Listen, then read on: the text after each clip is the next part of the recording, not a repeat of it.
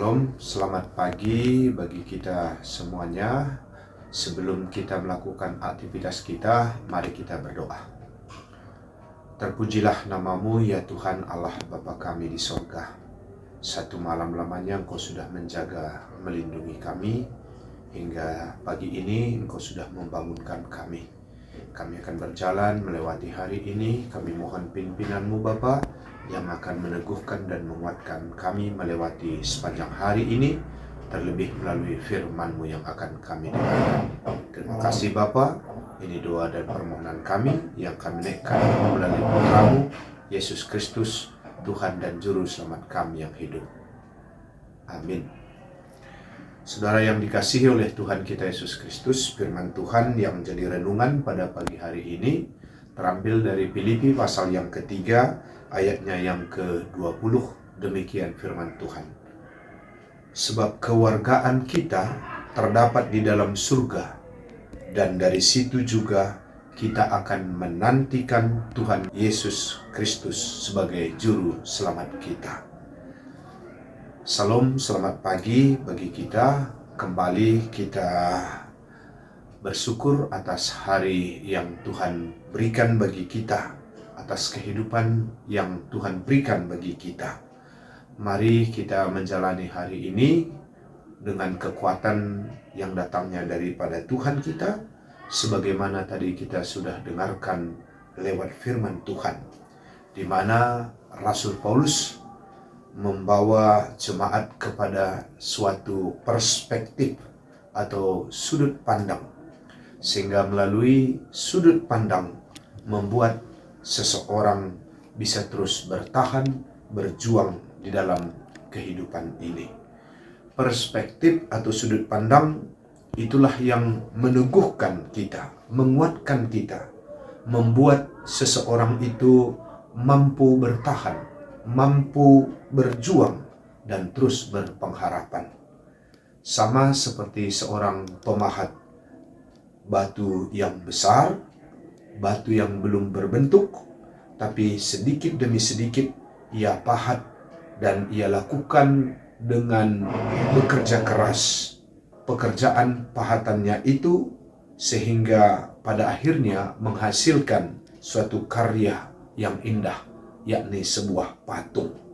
Mengapa sang pemahat itu bekerja dan terus bekerja memahat dengan hati-hati, dengan penuh perjuangan? Karena dia percaya sekali bahwa di dalam batu yang besar itu ada satu malaikat, yang artinya kalau nanti sudah selesai pahatannya itu, maka akan menghasilkan suatu nilai estetika yang indah atau hasil karya yang mahal, dan itu bisa bernilai jual yang tinggi.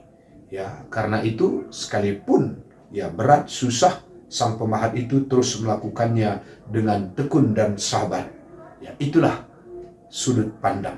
Demikian juga Paulus membawa jemaat pada saat itu agar memiliki suatu perspektif atau sudut pandang di mana kehidupan ini bukan hanya di tengah dunia ini saja, tetapi bagaimana kita melihat kehidupan ini setelah kita akan meninggalkan dunia ini. Karena itu Paulus katakan, sebab kewarganegaraan kita terdapat di dalam surga. Paulus memulai suatu identitas bahwa kita ini adalah warga surga. Itulah identitas, itulah status kita. Jadi Paulus sangat menerangkan kepada kita siapa kita ini sesungguhnya. Kita ada di dunia, tapi kita bukan dari dunia. Ya, kita tinggal di dunia, tapi tujuan kita adalah di sana. Karena itulah status ini membuat kita untuk terus berjuang dan berpengharapan. Sekalipun mungkin kita sedang dilanda oleh duka cita, tetapi kita percaya bahwa Yesus adalah juru selamat kita, sebab dia mengatakan, barang siapa percaya kepadanya, ia akan hidup kalaupun ia mati.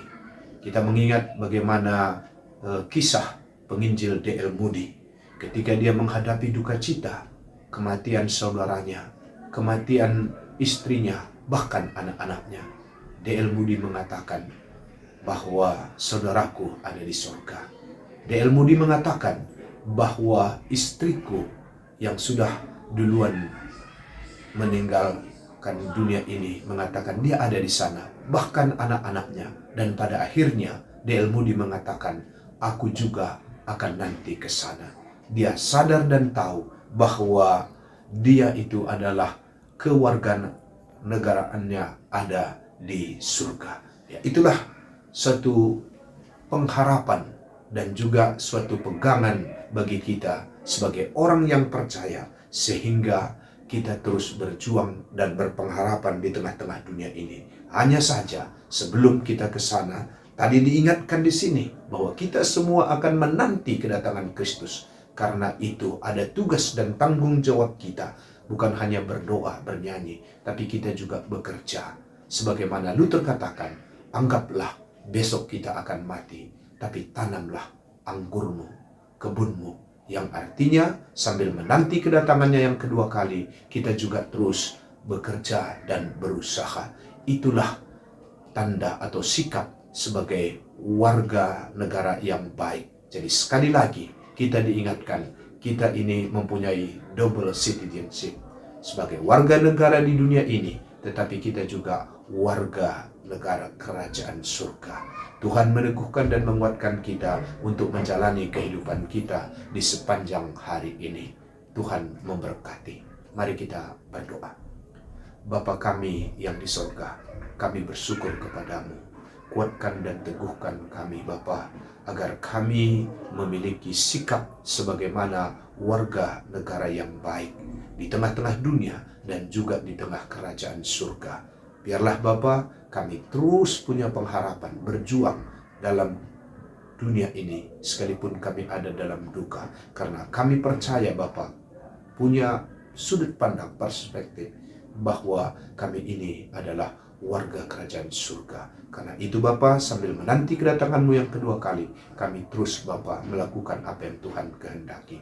Berkati semua anak-Mu yang mendengarkan firman-Mu. Terlebih Bapa, guru-guru sekolah minggu, Tuhan memberkati mereka semua dalam pelayanan mereka, terutama yang sudah memberikan waktu dan juga kehidupan mereka untuk melayani di tengah gereja-Mu. Tuhan memberkati mereka semuanya. Inilah doa dan permohonan kami. Kami serahkan kehidupan kami di sepanjang hari ini. Kiranya kasih Tuhan tetap menyertai, menjaga, memelihara, dan melindungi kami. Dalam nama anak Yesus Kristus, kami berdoa dan mengucap syukur kepada-Mu. Mari kita bersama-sama mengucapkan doa Bapa kami. Bapa kami yang di surga, dikuduskanlah nama-Mu. Datanglah kerajaan-Mu. Jadilah kehendak-Mu di bumi seperti di surga. Berikanlah kami akan makan kami secukupnya hari ini. Dan ampunilah kami akan kesalahan kami, seperti kami juga mengampuni orang yang bersalah kepada kami. Dan janganlah membawa kami ke dalam pencobaan, tapi lepaskanlah kami daripada yang jahat. Karena Engkaulah yang punya kerajaan dan kuasa dan kemuliaan sampai selama-lamanya. Amin. Selamat pagi, Tuhan memberkati.